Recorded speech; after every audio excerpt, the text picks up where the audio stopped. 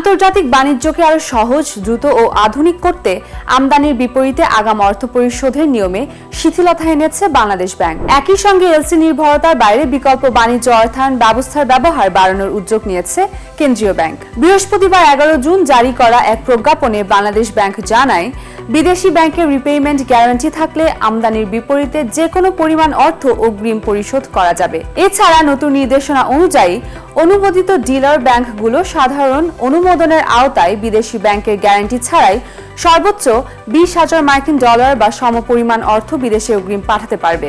অন্যদিকে ERQ হিসাব থেকে এই সীমা নির্ধারণ করা হয়েছে সর্বোচ্চ $50,000। তবে নির্ধারিত সীমার বেশি অর্থ বিদেশি ব্যাংকের গ্যারান্টি ছাড়া অগ্রিম পাঠাতে হলে বাংলাদেশ ব্যাংকের পূর্বানুমোদন নিতে হবে। জরুরি প্রয়োজনের ক্ষেত্রে অনুমোদিত ব্যাংকগুলো অফিস চলাকালীন ইমেইলের মাধ্যমে আবেদন করতে পারবে। কেন্দ্রীয় ব্যাংক জানিয়েছে, পূর্ণাঙ্গ আবেদন পাওয়ার পর সাধারণত 48 ঘন্টার মধ্যে এই বিষয়ে সিদ্ধান্ত দেওয়া হবে।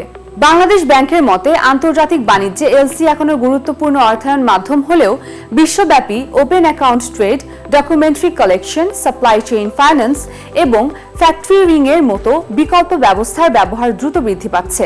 বৈশ্বিক এই প্রবণতার সঙ্গে সামঞ্জস্য রেখে দেশের ব্যাংকিং খাতেও এসব পদ্ধতির প্রসার ঘটানোর উদ্যোগ নেওয়া হয়েছে। নতুন নির্দেশনায় রপ্তানিকারকদের ওপেন অ্যাকাউন্ট ভিত্তিতে পণ্য রপ্তানির সুযোগ দেওয়া হয়েছে। পাশাপাশি ডকুমেন্টারি কালেকশন পদ্ধতিতে আমদানি রপ্তানি লেনদেন পরিচালনার ক্ষেত্রেও সম্প্রসারণ করা হয়েছে। এছাড়া ব্যাংকগুলোকে রিজার্ভ ফ্যাক্টরিং, সাপ্লায়ার ফাইন্যান্সিং এবং বায়ার ফাইন্যান্সিং এর মতো সাপ্লাই চেইন ফাইন্যান্স সুবিধা চালুর জন্য উৎসাহিত করা হয়েছে।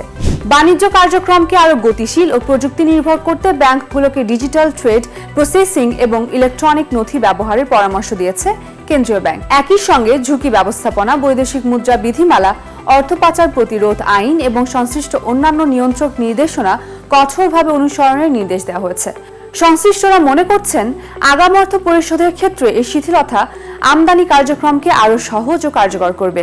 এর ফলে ব্যবসায়ীরা আন্তর্জাতিক বাণিজ্যে অধিক সুযোগ পাবেন এবং এলসি নির্ভরতা কমে বাণিজ্য অর্থায়নে আরও নমনীয়তা ও গতি আসবে।